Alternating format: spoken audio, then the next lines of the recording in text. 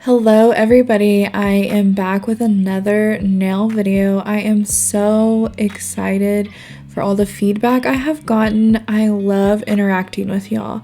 So right here, I'm just doing my regular gel polish removal on my polygel with a 3x carbide bit. After I get done with my 3x carbide bit, I'm going in with a fine grit sanding band to prep this client's nails.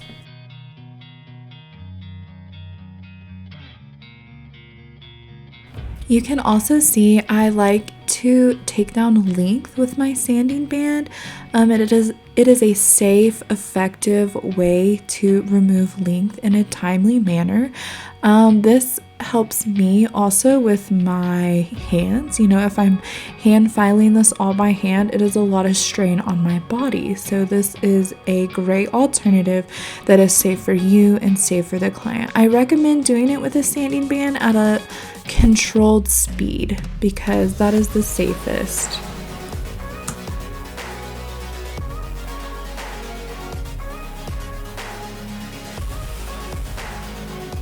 Next, I am going in with my cuticle prep. This client was suffering from the driest cuticles, bless her heart. She had a lot of cracking. We had to work really hard on these. So I prepped the cuticle with my sanding band. I'm prepping it this second time with this cuticle bit that is specifically for that. It is a diamond bit, so it is really gentle on the skin. And then I'm going to go in with some nippers in a minute. So right here, I'm just flattening out her shape. This is going to help me once I get my new product on there to not have to do so much filing on my fresh product. So yeah, here's where I get my nippers out. I was a little ahead of myself. Lord only knows what order I'm going to do your nails in every time you come. It kind of just goes by what I'm feeling. So that's what I'm doing right here. I'm just getting rid of a lot of cuticle. They were really bothering her. They were getting hung on things. They were starting to crack. And if you've ever had a cracked cuticle, you know that is incredibly painful.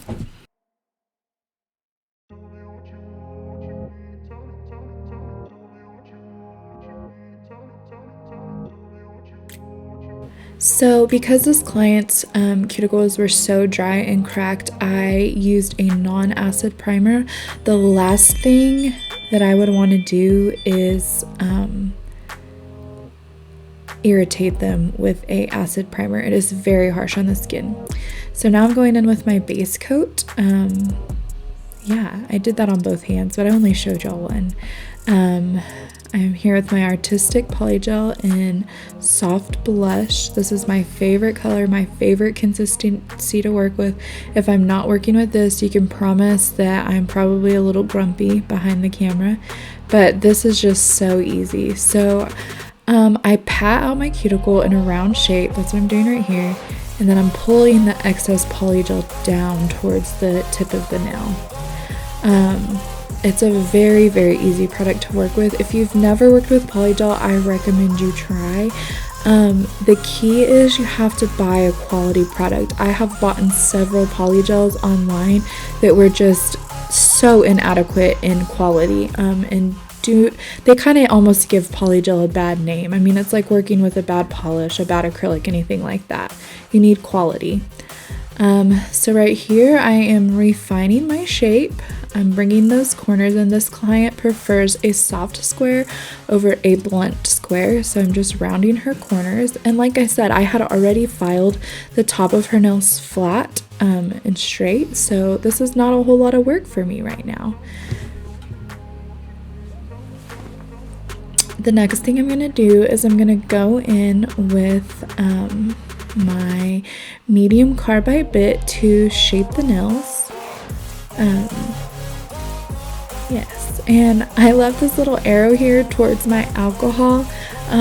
It kind of got out of order, but what I was trying to tell y'all is alcohol is the slip solution that you use for polygel. So there are a lot of brands who will recommend using their slip solution, and I am here to tell you that alcohol is absolutely just as adequate. I have been using it for over 4 years now with polygel with no lifting, no issues. So save yourself some money where it matters. This right here, again, it's just my carbide bit. I'm just smoothing those.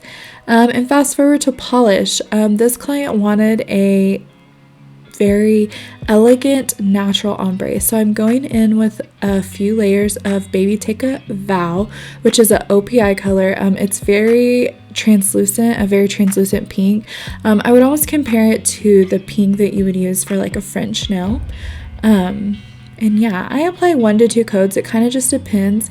1 coat is very sheer. 2 coats does a better job of camouflaging any natural lines on the nails. And then here you have my ombre. So I mixed some Young Nails White with a few drops of acetone to dilute it. I mixed it up and I just go on and spray it. You never want to dilute it so much that it is runny, because if that is the case, it will not dry in the lamp if there is too much acetone.